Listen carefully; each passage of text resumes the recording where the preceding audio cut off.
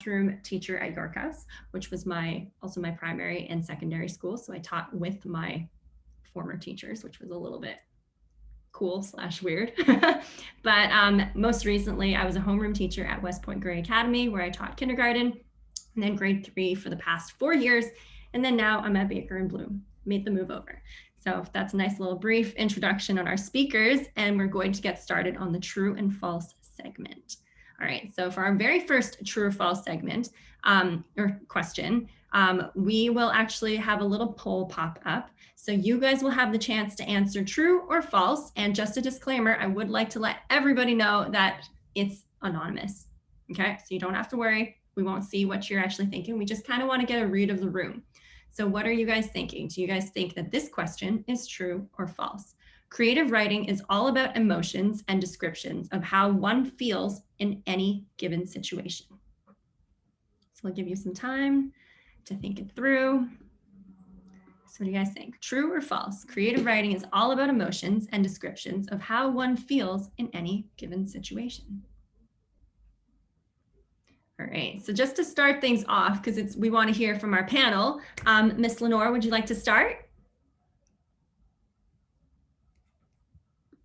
Oops, hold on. I think our mute is on. That's okay.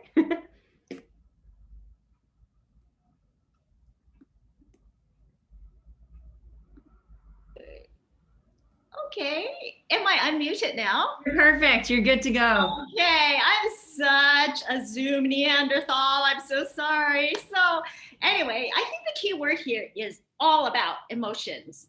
All about. So creative writing is not all about emotions. In fact, emotions and descriptions of how we feel is only one of the layers of writing that we teach, and one of the layers being taught. So if you think about it, if you think of creative writing as this triangle, the top layer is intellectual rigor. So that means that when you write about something, it could be narrative fiction, it could be a persuasive piece or an informational piece or anything, you should have something to say, and you should have the facts to back it up. So we teach the intellectual rigor. And then the next step is digging deeper, and that's the emotional connection. So that means it should mean something to you, and you're making an emotional connection with your audience too, with your reader. So yeah, it's about emotions and making that emotional connection, but not all about emotions. And the third prong of that triangle is ethical reflection. Having something to say about whether this is right or wrong, or how one should see it in the context of, is this helpful to society or is it not? How is it harmful or not harmful or whatever? But so ethical reflection is the other prong of the triangle. So it's not all about emotions. It's very layered. That's a really good point that you brought up. I like that. And just to kind of follow on from what Lenore was saying, I think that another kind of key word here is creative. It's creative writing. So it's writing about anything. I mean, you can write a two-page description about a dog. It can have no emotion in it whatsoever, but that's still creative. It can be anything at all. It's just about applying a level of creativity to a piece of writing. And it doesn't have to be fiction either. Often I teach with my students creative nonfiction. So they're writing about, events and in their own lives or memories and so on, not necessarily involving any feeling, but they're just describing the moment in a creative way. So there's so much more to it than just it has to be about emotion, and it has to be about describing those emotions in depth. So it's a great variety of things you can do with creative writing. Yeah, I agree with Lenore and Mark, and I would like to add something really little about descriptions, which actually ties in quite well with what Mark just said. creative writing is also about observing in a way that's not judgmental and like non-judgmental observation, learning that skill of taking the time to look around you and acknowledge what's there. And it's about like learning how to value that in and how to take in as many details as possible. And that's a human skill, learning to look around you before jumping to conclusions. And I think that kids who do take up writing will be practicing that a lot. And so I think that enters in the picture as well. And it's very important. It's a very important part of creative writing. Yeah, that's beautiful. Yeah, so I think we all agree that emotions and descriptions are important for creative writing, but there's way more to creative writing than just that. All right, so let's do the next true or false question. Okay, it's a mouthful. Essay-based examinations are a better measurement of higher level thinking skills compared to standardized tests. So that's a big one. I'll read it again.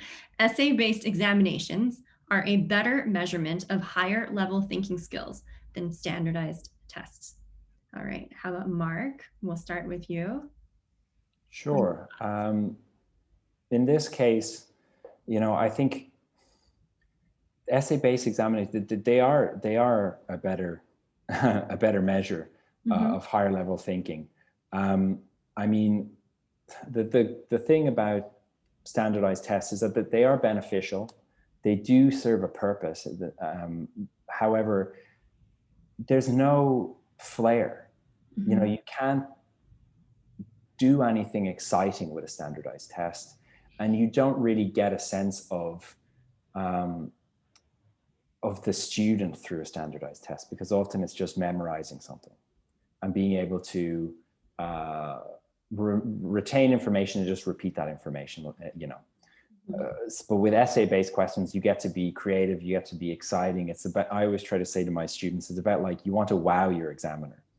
And you can do that with an essay-based question. You can't really wow your examiner in a standardized test. So when to me, you know, if I want to understand really the higher level thinking of a student, it's all about essay.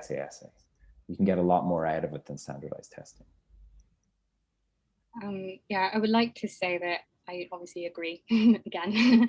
And essay-based examinations really show the thinking process behind, you know, what the student's ideas end up being, and so the thinking process that the students employ, and they show how a student comes up with an idea and which steps are in their mind, and sometimes that's just more important than the idea itself, that seeing that process behind the idea. And you can see that in essays way more than other types of tests. I agree with what Steph just said about that. And I think that I have seen an example of this through a student who is currently testing to get into Eton College in the UK. He's made it through the first round of examinations, and he's told me that the examinations comprise of 8-minute essays. And he's given a question and given 8 minutes to write it. And why would Eton require this? I think it's probably, I mean, we can make the assumption that it shows them more about a student than a multiple choice test would. So I then take the student through 8-minute questions every week. And I've now used the same concept in all my classes with my students in classes, as well as my private tutoring students. I start each class or each session with an 8-minute question for them to write on. And at first, the students don't know what to do with it. They write very little, but the goal is to get to 250 words in 8 minutes. And the more you practice it, the better it is, the better you become. And I've seen my students improve from writing just a couple of sentences, because they're stuck there. They don't have the higher skills of asking the question, what comes next? How can I make this interesting? Where do I take this idea? And then as they realize that, oh, it's a matter of asking questions. What should I ask next? What's the logical progression from here? And it's like what Steph said, the idea almost is insignificant. It's how you develop it. So I think it does show those higher level thinking skills that are needed to be asking relevant questions as well as irrelevant questions, because sometimes those lead you in a very surprising way. And those are also the questions that lead you to thinking outside the box. Mm-hmm. So yes, I think it is true. And that's why this school, or Eton College uses it, and maybe some other schools are moving in that direction too, and away from the standardized tests. Mm-hmm. Yeah, I think I agree with you guys, because I think like standardized tests and essay-based examinations, they just kind of test for different ways of thinking. And I don't think either is like an absolute indicator of your child's academic success, because there's so many levels of understanding and comprehension. And like obviously standardized tests are really useful when it's gathering data, but in terms of actually figuring out the recall of information without prompting, you can actually see how a student expresses their ideas with fewer restraints, because there's no 4 questions that you have to answer with multiple choice. So I really like how you guys brought that all together from different age groups, because you guys all see different ages, from like the younger ones all the way to secondary. It's really cool that all of you guys find lots of similarities with, well, agreeing with the essay-based examinations. All right, so let's do our next choices, true or false question. Creative writing isn't essential for my child's future career. What are you guys' thoughts on that? Creative writing isn't essential for my child's future career. Steph, do you want to start with this one? Yes. Obviously, there's a lot to say here, and I think it's false. So actually, creative writing teaches so many essential skills. First of all, it teaches to be sensitive to your emotions and the emotions of others. As you write to be heard, and so you have to think about how to convey your message in the best possible way. And so you must think about other people as well, where they're coming from and how they would interpret your words. And if you're creating a character, then it teaches you how to view reality from another perspective as well. And then I think it teaches you patience, because you the patience to wait for a good idea, and that more powerful intuition that might not come right away, and actually most times it doesn't, and you've got to like scavenge for it, wait for it. And then I think it also teaches kids to act upon their ideas as well, like how to make something out of them, and transform them and communicate them to a wider audience. So in their future careers, whichever those careers might be, your children, I think, will thrive if they are sensitive to others, aware of themselves, and if they're patient, and if they have that vision to turn a little snippet of an idea into something wider and bigger. And I think that's really all in creative writing, that kids really can practice all these skills, vital human skills, by writing. That's beautiful. Just to kind of, like, I completely agree with what Steph's saying, and just to follow on from that, to add a little bit to it, I think that, I mean,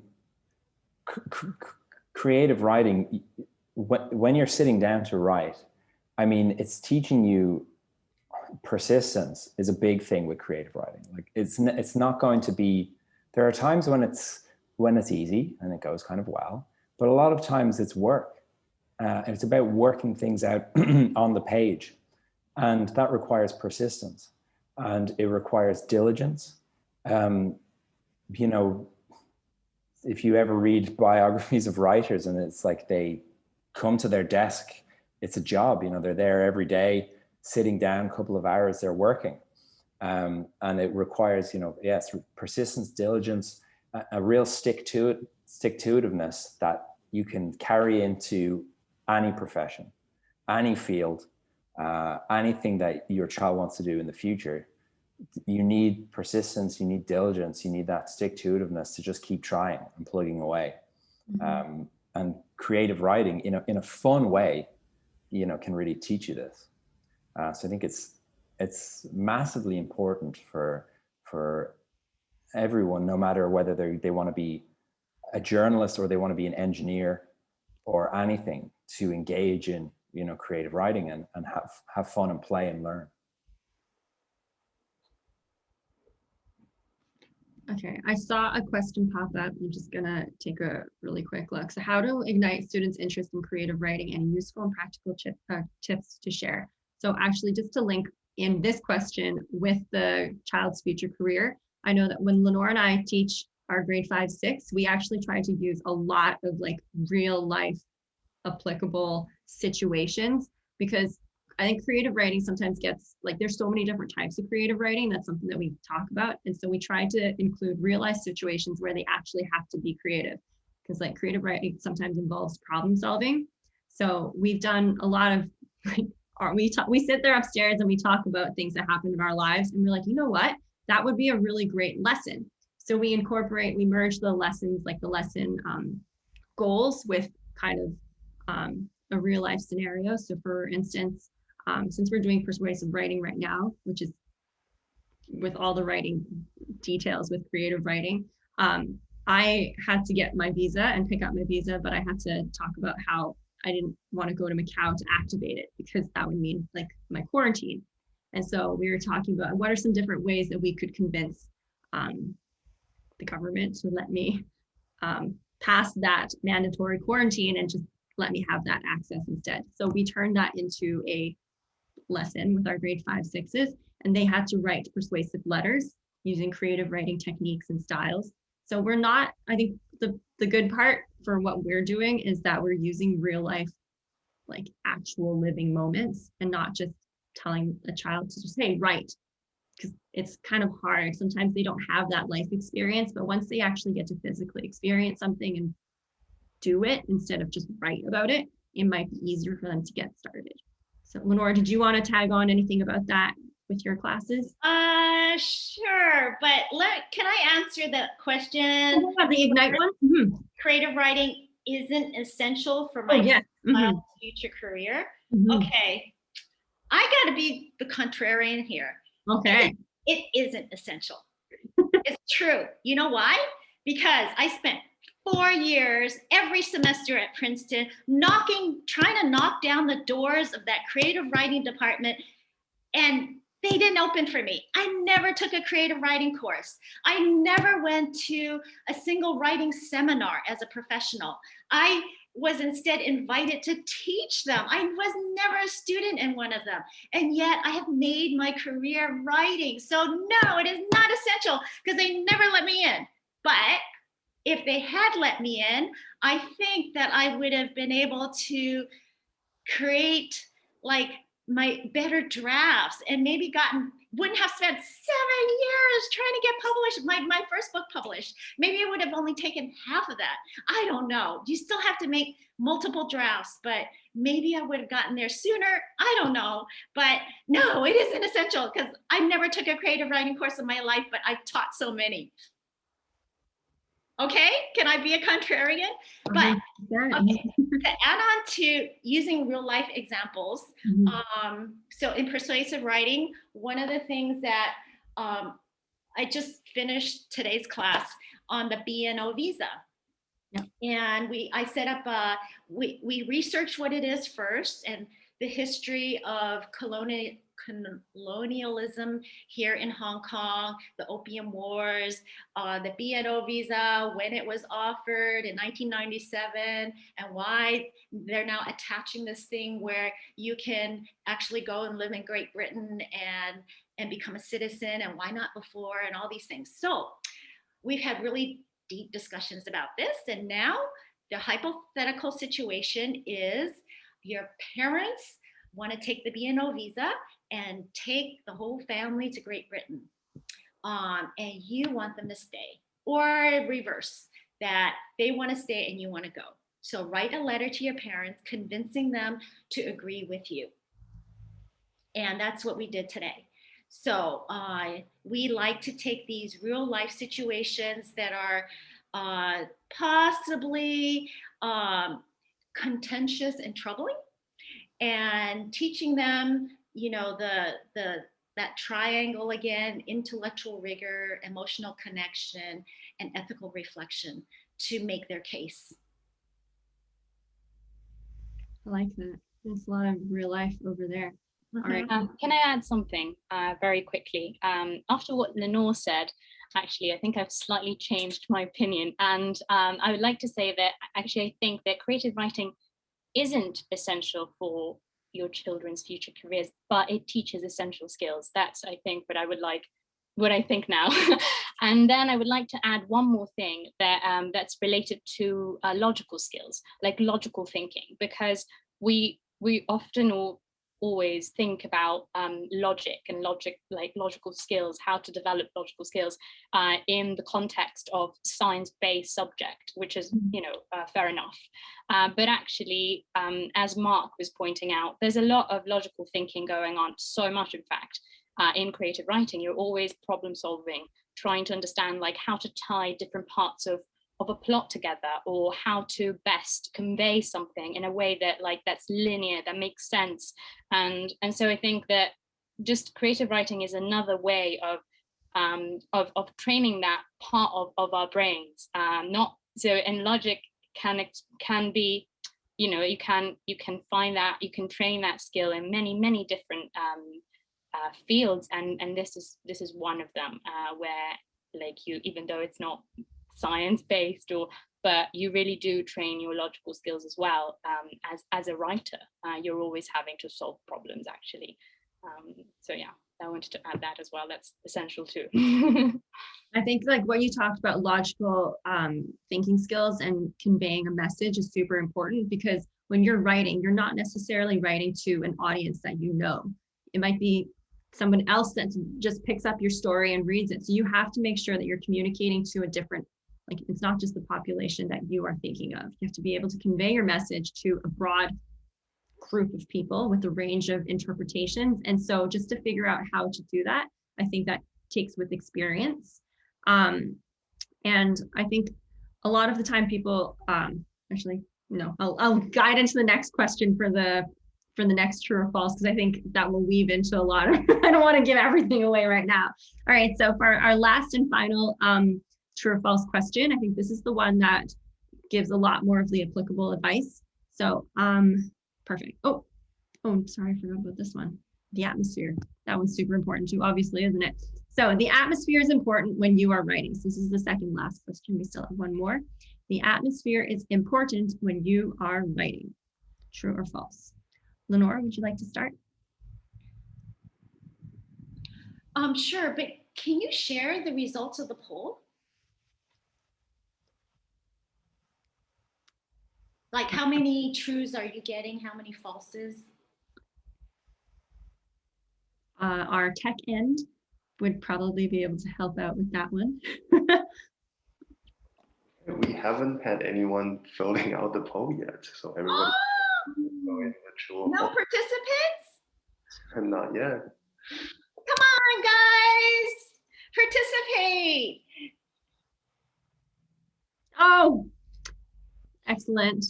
Thank you for, oh, is it not registering? I think you have to answer all of them first and then submit. So maybe people are waiting, going through each maybe one. it's better like that. Okay, so maybe you could share that with us at the end. So yeah, I would really like to see, and maybe some of you might want to answer these questions for us at the end too, and why you feel that way.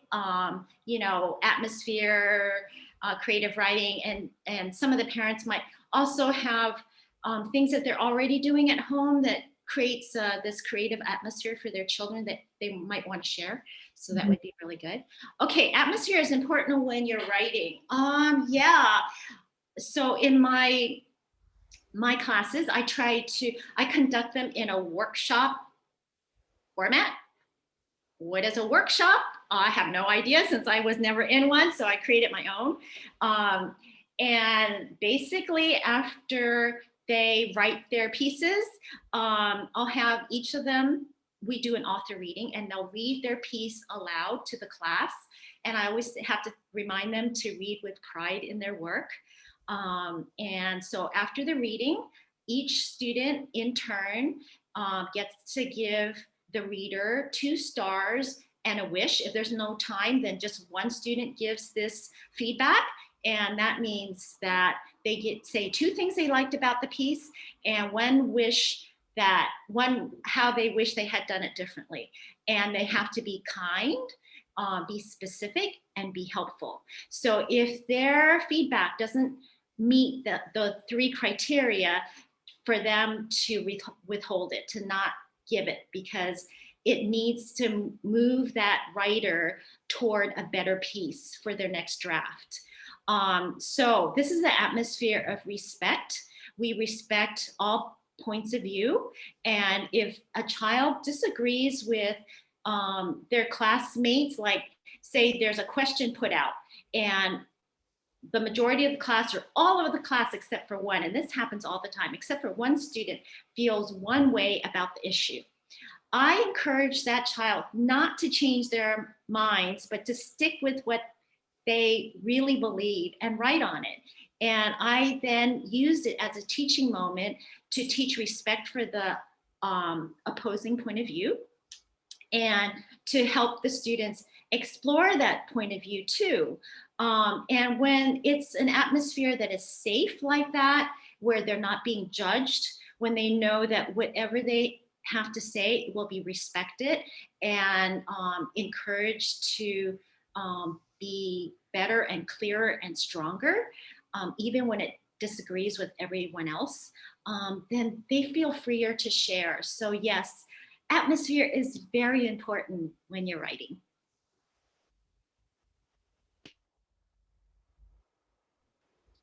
Yeah, maybe I'd like to add something, although I very much agree with Lenore. For me, I always try to create a very warm and loving atmosphere for my students, and a place where they can feel safe and free to express themselves without being judged. And I actually think it does work. I mean, it actually encourages students to express themselves more.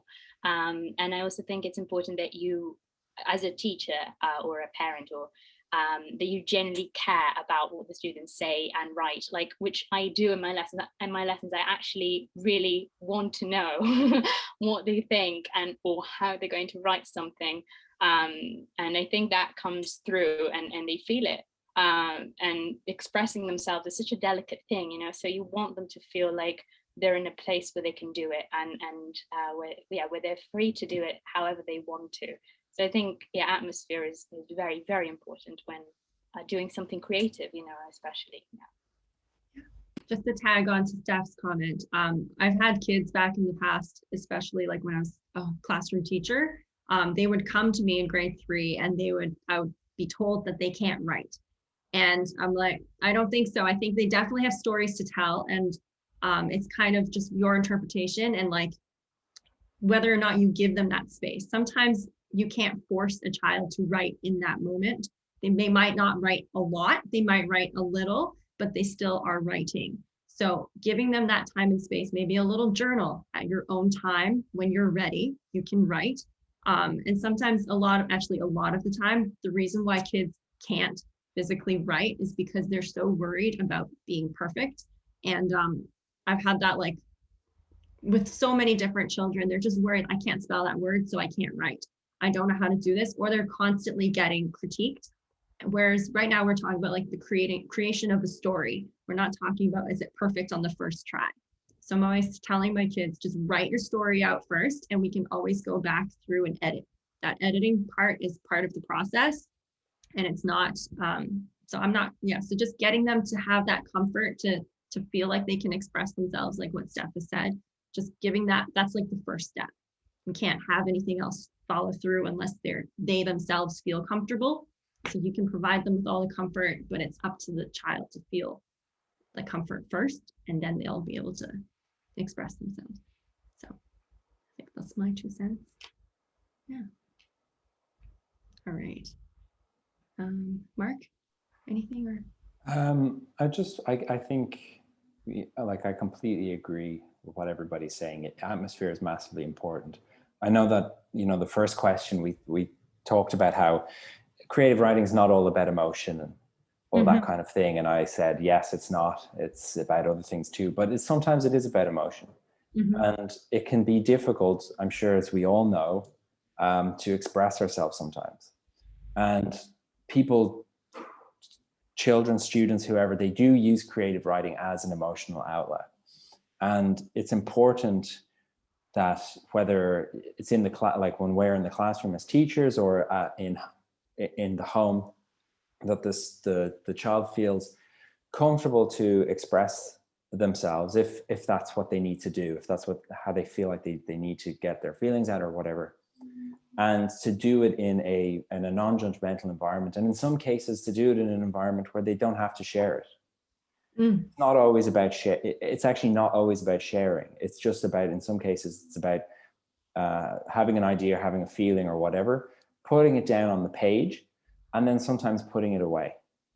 And the environment should be that they can do that, and that's fine. And they can put it away, and then maybe they'll show it later when they feel like it. And if they don't ever feel like showing it, that's also fine. Yeah, so environment is massive, and it's something that it's important to cultivate just a warm, comfortable environment where you can, create freely. May I just add something to that? Sure. So part of my atmosphere, and I kind of stumbled upon this, is that I'll write alongside my students, especially in a class where they're really struggling, because there I am, I'm the teacher, I'm giving out these prompts, and I expect performance from the students. And when they see me struggling with a prompt, or when we go to edit and they're able to edit me and give me suggestions on how to make it better, it gives them so much confidence. Hey, look, she's struggling. Or, hey, look, let me help you with that. Well, have you considered this, Miss Lenore? What about changing that word? I don't think that's the best word, Miss Lenore. I love it. And it makes them, I think, more comfortable too, because I'm willing to be vulnerable. And that atmosphere tells them that it's okay to struggle in writing. It's okay to not feel inspired, or to look at my own prompt and to stumble over it. It lets them feel like they have some power if, that day they're having a good day and being very creative and I'm not.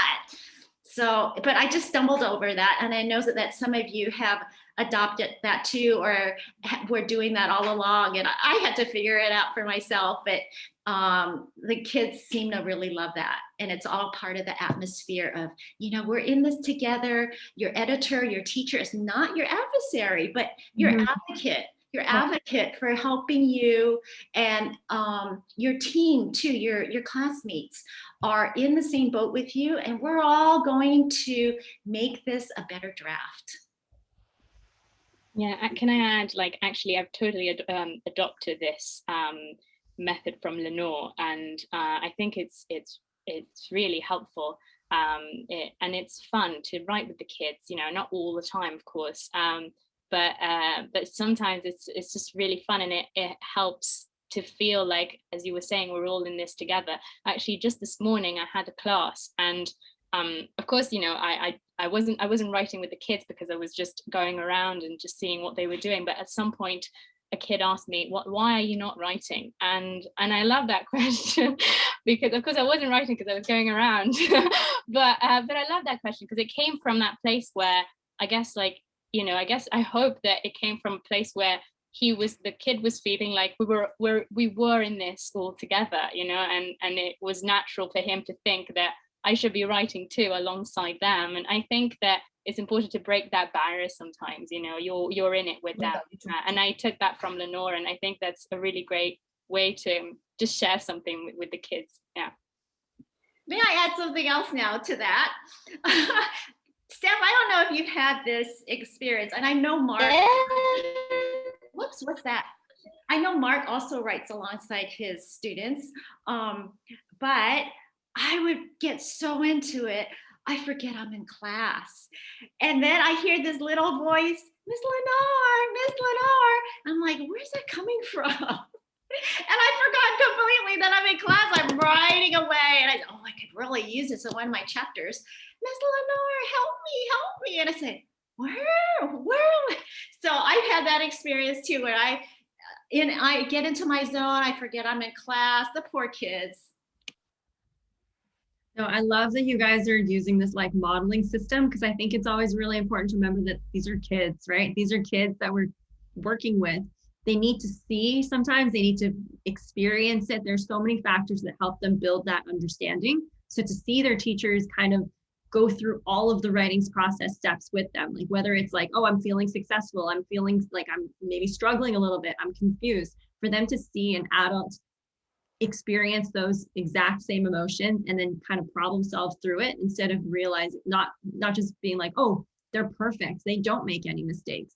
I think that's really important for kids to see, that you can also get that exact same confusion, whatever emotions they're feeling, but the difference is the steps to figure it out. So modeling that for them, I think, is super important. And I think kids kind of respect a little bit more, because they're like, ooh, I relate to her, I relate to him, I understand, he understands me. That feeling of understanding is super important. And honestly, I think it kind of leads to the next question really well for the true or false. It goes, I can't do anything as a parent. Creative writing is personal and it's up to my child to figure out. So I know that we've kind of mentioned a couple ideas that we do in the classroom. So maybe there are some activities that we kind of recommend for students to do at home. I know, like, sometimes it can start off with something as simple as a game or a journal. Back home, like on road trips, I used to talk about road trips all the time with my kids back home. Say, if you're on a road trip, instead of just sitting on your iPad or sleeping, how do you play the alphabet game? Like something as simple as that. We use that as a brain warm up for our IRW classes sometimes too, as like an icebreaker, just to mix and mingle. But it's just stifling that, like, not stifling, encouraging that creativity. And it's also kind of fun to play with your kids. Maybe one time, if you're ever going for a long drive, maybe not a road trip at this point, but just something to do with your kids. Let's see, maybe Steph or Mark. Mark, do you have anything that you want to add to this one? Sure. I think a lot of what I have to say goes back to what I was talking about with atmosphere. I mean, the thing that you can do is you can set up an atmosphere whereby they feel comfortable, and that's huge. I mean, it's not, you don't have to stand over and see what they're writing or give them tips or, critique or edit, or, you don't have to get the red pen out and start, circling stuff. Just create an environment where they feel comfortable. They can write if they want to write. They can do what they need to do. And that's great. I mean, that's a huge thing. That's something that it's a small thing, but it's a massive, impact, positive impact. Yeah, I agree with Mark, obviously. I would like to add a few things. So as a parent, okay, so I think first of all, it's very important to listen to them and ask them open-ended questions, like how questions and why questions, because those questions usually encouraged the children or anyone you ask these questions to, really, to expand upon what they already have on that in their minds, and then obviously be interested in what they're saying. And then for the younger kids, I'd say maybe kids who are not comfortable with writing yet, I'd say to encourage them to speak out their ideas first, because speaking out is just like the step right before writing, and it's super important. And even if it's a story, like, they can speak it out completely, the full story. But sometimes it's just a bit intimidating to just start writing down, and talking at first is just a bit more immediate for kids, and they could even tell you a whole story. verbally, and you can encourage them by showing interest and like asking questions, even like help them structure the story if it is a story. Like for instance, so what's happening at the beginning, or what happens next? How do the characters feel? What's the problem in the story? And I would say as a parent also like to be patient as the children develop their ideas. And sometimes it takes just time for children to understand that speaking their ideas out and writing them are two steps not too far from each other. And then lastly, I'd like to say one more thing, and I'd like to say that sometimes the creative flow of not just children but people, sometimes that flow is very delicate and it can break very easily. And so it's important too, and that also ties back to the idea of atmosphere. But it's just important for the children to feel like to not make them feel on the spot too much, like they have to come up with something amazing, but just, or that they have to produce something really quickly, just to be patient and give time and space to these very delicate things that ideas are. You know? So I would, that's all I wanted to say. Love that. Okay, I would like to add something too. I think that the best way to encourage your children to love writing and to be creative writers is not to encourage them at all, but rather, specifically to write. So we're already doing that in the classroom here and in their schools. So I think the best thing that you can do as parents is to just give them a really rich life experience. That's something we can't give them. And take them to concerts, expose them to books, expose them to different types of people, give them those sensual experiences that require touch, sight, smell. What are the five senses? I'm missing some. Taste. I have a young man who only writes about food. He loves writing about food. So smell, yeah. Expose them to rich life experiences. And one of the things I did, okay, so this is not so much about life experience, but it encouraged my own daughters to love reading and to see the news as something that they want to keep up on, because they're part of the wider global community and they should know the issues that are going on. So I started this as I would just clip an article in the daily paper, which was the New York Times for us, and I would tape it to the kitchen wall where we would eat. And they needed to read it. We read the article before we had dinner. And that was the topic of conversation for dinner. And we would talk about it. They would tell me how they feel about it, what needs to be done if there was a problem, or just a response to a book review or a movie review or whatever. And it could be on anything. And I try to vary it. And after a while, they wanted to choose the article. So they took it over. And I think it's something that kids will be very open to once you show the enthusiasm and the concern for things that are going on around you.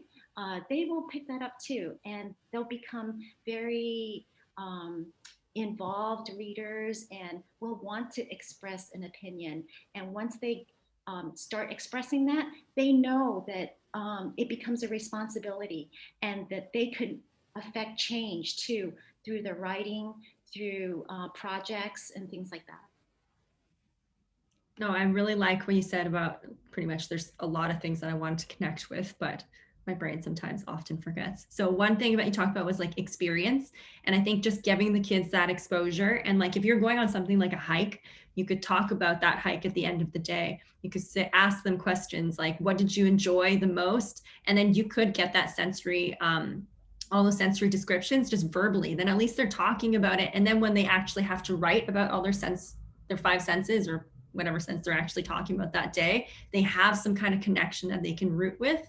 And so I think conversations are super important, because if you prescribe them to write, sometimes it kills their enjoyment. So if you get them to like, oh my God, you must write in your journal tonight, that must is associating them with like a chore, and you don't really want to do that. So I think, yeah, that conversation, just having that openness, because, and then modeling that conversation like that. And I love like family dinner table talks, because then you can just, you hear everyone's feelings. You're sitting there all together and just having those conversations, because then it creates questions in their mind, and then hopefully ignite something in within them, like, ooh, I'm curious about this.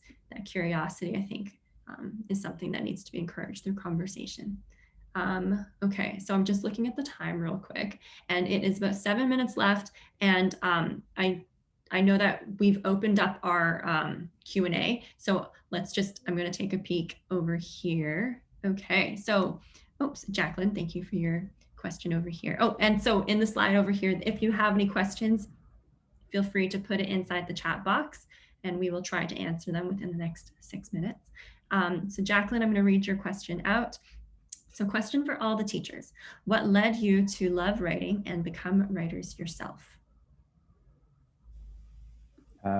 If I could jump in and answer this one. Yeah. One simple word: reading.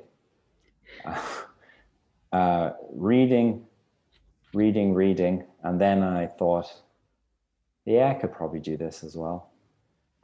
In some cases, turns out it is tricky, but yes, just reading different stuff and being open to stories, watching films, listening to music, anything that can, it tells a story. And then I think people want to,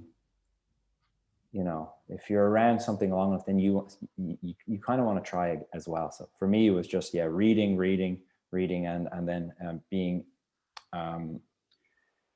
around other stories and the pleasure of storytelling, I guess. I come from Ireland. It's a big part of our culture is storytelling, and sitting around with family and friends and telling stories. And I guess it's just something that you want to do. Yeah, so that's just for me anyway. That was for me too. It was reading that made me want to become a writer. I spent my childhood reading and escaping, and I said, hey, I want to make one of these. For me, I think it was a lot of it was out of necessity. I needed to express myself somehow, and writing just came in very handy. And I love reading too, and I love how other authors express themselves. And but I think it was necessity to express myself, and it's such a great way of doing it. It's just great to do it. To write down your thoughts and your feelings and express yourself that way, or at least for me. So can I just quickly, I saw a question about what are your favorite books for grade 5 and 6 students. Can I say Lenore's books are amazing for the Alvin Ho series that Lenore Look has written. That those books are amazing for grade 5 and grade 6 students, I would say. And yeah, those ones. I use them with my kids as well, and it's just a very easy way for kids to connect to a character and empathize with the character who's a kid just like them. They're beautifully written, very very simple language and direct language. I think that those are great books to start with, if I may add that. Yeah, awesome. Yeah, and I think we also have, correct me if I'm wrong on this for anybody from Baker and Bloom, but we have like a compilation, because I made a list for grade 3, 4, and I think Stephanie made one for 1, 2. And then there is a compilation somewhere, maybe on our website. I'm not sure where we put it. Yeah, so oh, sorry, Phil. What did you you'll be able. Oh. I think he wants to say that yes, there is some kind of website out there. We have a compilation for sure, so hopefully we can share that in the link somewhere at some point. I think I'm going to try to answer that question about loving writing and becoming writers yourself really quickly. I'm going to go against the grain of everybody here and say that when I told my high school teachers that I was going to be an English major, they were shocked, because from grade like 7 to grade 12, I kind of fell off the reading train for a little bit. I loved reading as a kid. And I think what got me back to really enjoying like reading in general is I really liked history. So I stopped reading like for fun as much as I used to. And I started reading like history stories because it was kind of like almost fantasy because it was so far-fetched, but it was real. So I felt like I was actually learning something. So that was kind of how it got me back. But in terms of writing, I only started writing because I had a lot of feelings, and then blogs were really popular around university time. So I started blogging, and then that helped me kind of express my feelings. And I realized I needed to practice that and craft my writing skills. And then that's kind of how I started writing again. And that's what brought me back. Oh, yes. So, I think Phil is showing you guys where all the resources are for the book lists. And I think we have different compilations for depending on your child's age and interests. Thank you, Phil. Awesome. Okay, and just in the interest of time, because we did say that we were going until 6 o'clock, we wanted to say thank you to everybody for coming to our creative writing talk. And we hope that we left you with some useful takeaways. And we look forward to seeing / teaching your student or your child in our classes, hopefully very soon. And if you guys have any questions, we have our contact information for Baker and Bloom in the next few slides. Yeah, so you can screenshot for your information for your future reference. Oh, and these are some of the upcoming talks that we have with some of our other teachers here at Baker and Bloom. You can RSVP with your QR code. And once again, thank you.